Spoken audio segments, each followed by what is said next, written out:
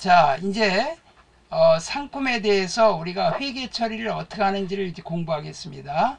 이분법이라 그래요. 이분법. 실무에 사용되는 방법으로 전산회계에선 이 방법으로 처리한다. 자, 이게 이제 요걸 보고 설명하면 이해가 좀 빨라요. 상품을 외상으로 매입 시, 그러면 차변의 상품, 대변의 외상 매입금. 지금까지 한 거예요. 지난 프린트에서.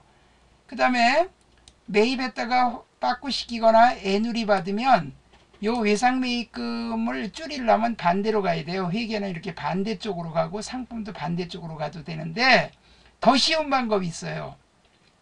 여기 매입했던 요 상품 외상 매입금을 금액만 여기 마이너스 부호를 붙이면 돼요. 이렇게 마이너스 부호. 그러니까 요거 빼기, 요거 매입 매출 전표 실기 입력할 때 이렇게 빼기 부호만 붙이면 돼요. 그리고 우리가 그냥 분기할 때는 이렇게 반대 분기하지만 매입 매출 전표 입력 실기 입력할 때는 이렇게 빼기 부호만 붙이면 돼요. 상당히 좋죠. 이게 편리하고. 그 다음에 매입 할인, 외상가 빨리 지급할 때, 그러면 외상 매입금을 갚았는데 여기서 돈을 좀 덜 갚은 거야. 그러면 그게 나머지가 매입 할인이에요. 빨리 갚으니까. 외상 매입금을 갚을 때 내가 돈을 빨리 갚으니까 보통 예금 나가고 나머지 매입 할인이에요. 빨리 갚으니까 요만큼 깎아주는 거죠. 그 다음에 상품을 외상으로 매출 시, 그럼 여기 외상 매출금 상품 매출이에요. 그 다음에 환입인 매출에 누리 시, 환입이라는 건 뭐냐면 팔았다가 돌아온 거예요. 돌아서 들어왔다. 매출에 누리 시. 그럼 이 상품 매출이 이렇게 반대로 요 차변에 와서 없어지고 외상 매출금 반대로. 이 회계에서는요, 반대로 빼려면 반대로 가면 돼요. 반대. 한쪽이 증가면 한쪽이 감소잖아요. 자산의 증가, 이게 자산이었다, 이게 자산이 감소. 외상값 덜 받아야지. 애누리 해줬으니까. 그 상품 매출도 줄이고 수익의 발생, 수익의 차감. 그렇게 해도 되고, 요 위에 분계 요거 외상 매출금 상품 매출을 여기다 부호만 마이너스 붙이면 돼요. 이렇게 마이너스 부호. 요거는 매입 매출 전표할 때 실기할 때는 요게 더 편해요. 그 다음에 매출 할인, 외상값 빨리 회수 시. 그럼 여기 외상 매출금 사라지고 돈을 받았는데 돈을 좀 덜 받았어요. 왜냐면 외상값을 빨리 갚으니까. 그래서 내가 깎아준 거는 매출 할인. 요거는 매출에서 빼는 거예요. 요거는 매입에서 빼는 거고. 이 분계는 요거밖에 없어요. 요거만 알면 돼요. 자, 그 다음에 상품 등 재고자산 단가를 결정하는 방법. 개별법.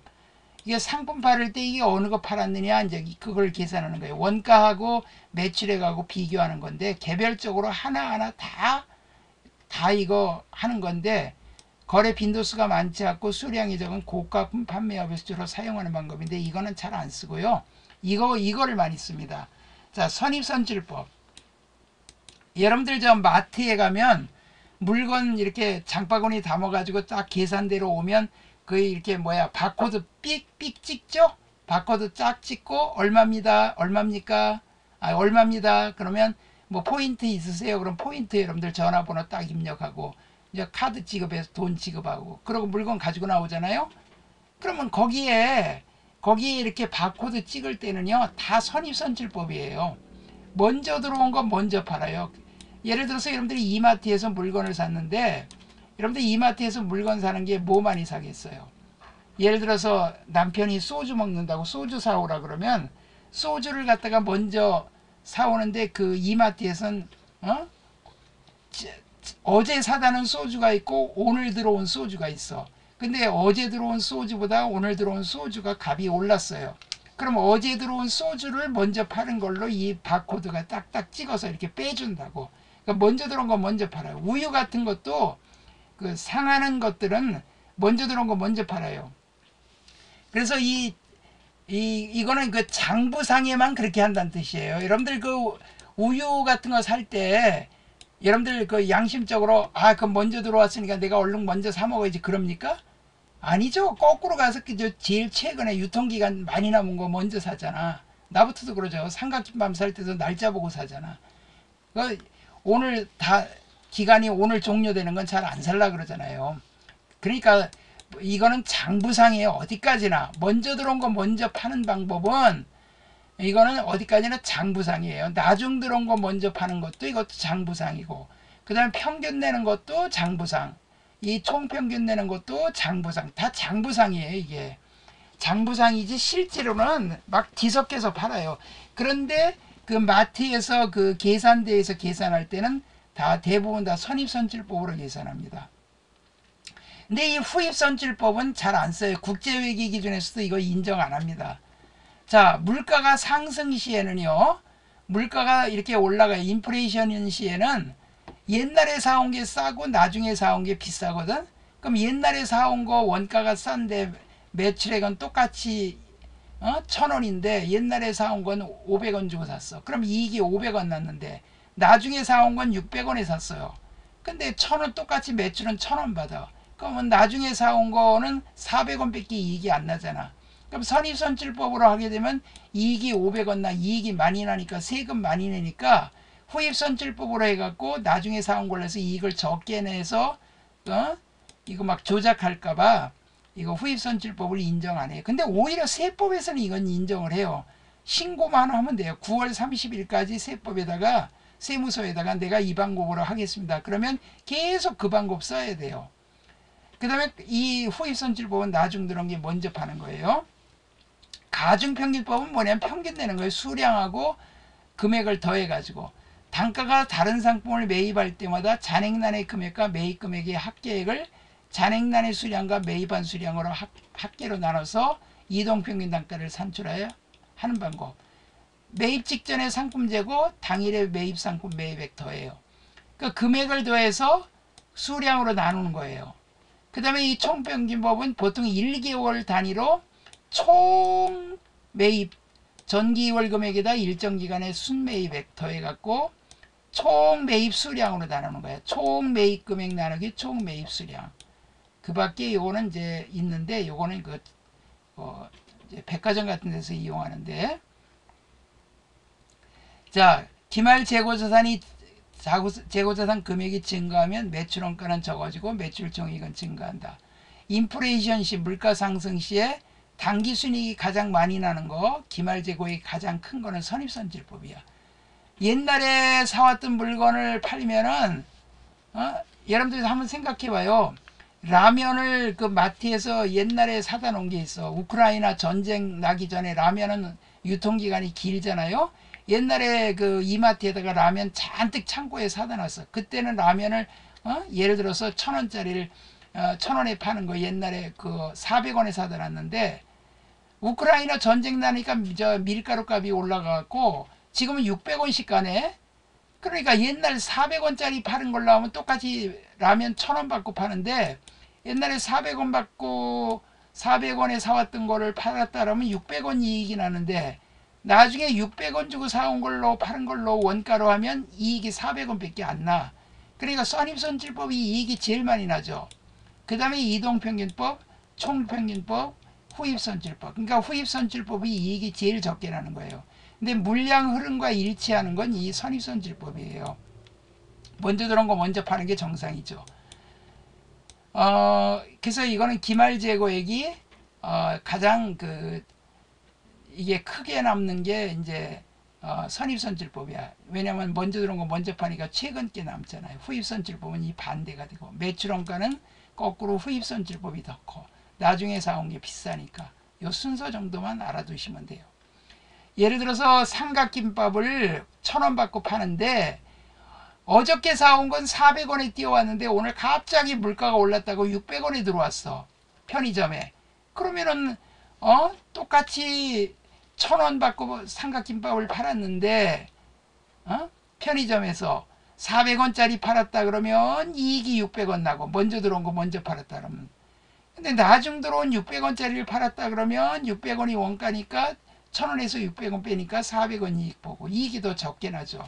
그러니까 여기 편의점은 이익이 적게 났다 그래야 세금 적게 내니까 후입선출법으로 채택하려고 그러죠. 그러니까 선입으로 했다가 이동을 후입으로 했다 막 바꿔갖고 이렇게 할 수는 없어요. 한번 세무서에 신고하면 그 방법 계속 적용해야 돼요. 1년에 한 번씩만 바꿀 수 있어요. 자, 재고자산 수량 결정 방법에는 계속기록법, 이거 마트에서 물건 팔면은 그 바코드로 삑 찍으면요, 이게 그 기초수량에다 매입에다가 출고량, 오늘 출고된 거. 그럼 바코드에 찍으면 딱딱 출고돼요. 몇 개 나갔다, 몇 개 남았다. 그러면 남는 게 나와.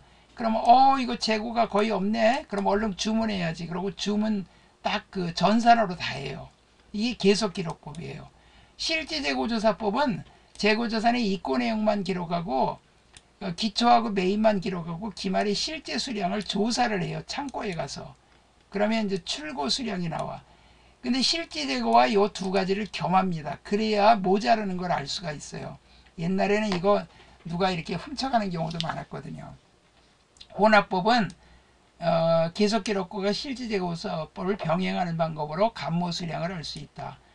장부수량에서 실질재고수량 빼면 감모수량 모자라는 거 나와요. 회계기말에 매출원가를 계산하여 회계 처리하여 매출총액을 산출한다. 상품매출원가 이거는 몰라도 돼요. 재고자산 감모손실 정상적인 거는 매출원가에 산입하고 비정상적인 건 감모손실을 처리하다. 재고가 모자라는데 그냥 굉장히 많이 모자라. 그러면 여기 재고자산 감모손실 영업비 비용으로 하고 원재료에서 빼줘야 돼. 근데 이 평가손실은 매출원가에 산입해야 돼. 자, 우크라이나 전쟁, 러시아하고 전쟁 때문에 지금 곡물값이 올랐어요.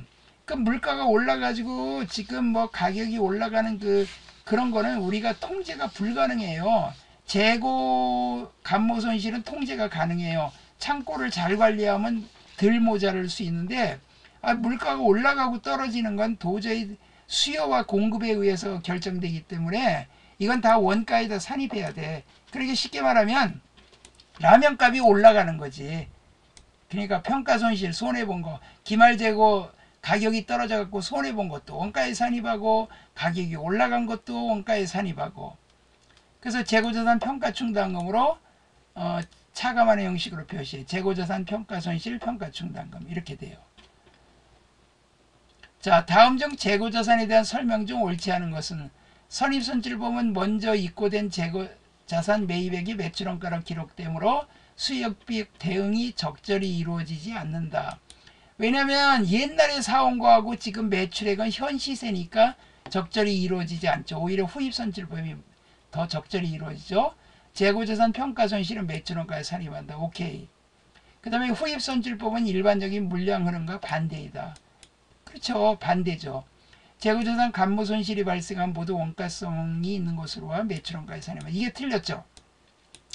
재고자산 감모손실이 너무 많이 모자르면 이건 영업비 비용으로 처리하고 정상적인 것만 원가에 산입해야 돼.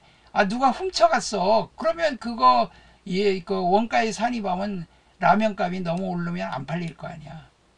그 다음에 두 번째, 다음 중 영업의 손익에 해당하지 않는 것.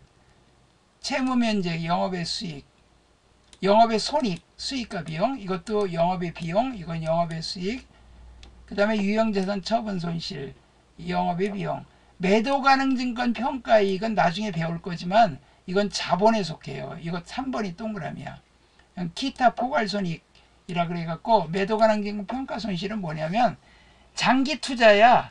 그래서 가격이 떨어지더라도 신경 안 쓰고 가격이 올라가도 신경 안 쓰고 그냥 어차피 나중에 떨어지면 나중에 올라갈 길이 있겠지. 우크라이나 전쟁 끝나면 다시 올라가겠지 하고 그냥 냅두는 거야. 그래서 이건 자본에 속하는 거라 이거는 영업의 수익 영업비 비용이 아니에요.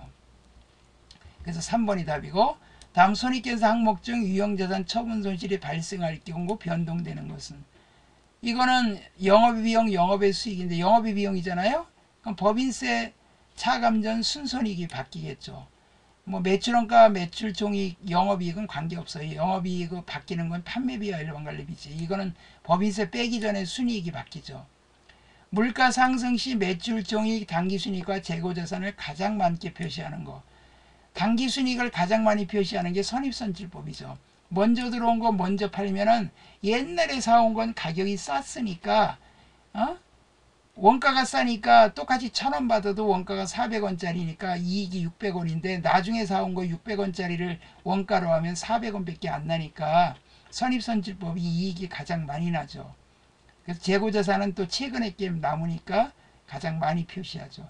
요런 정도가 시험에 나와요. 자, 그러면 요 한 것도 잠깐 또 읽어보세요. 지금 이거 한 거, 분개한 거, 상품 매매에 관해서 잠깐 읽어보세요.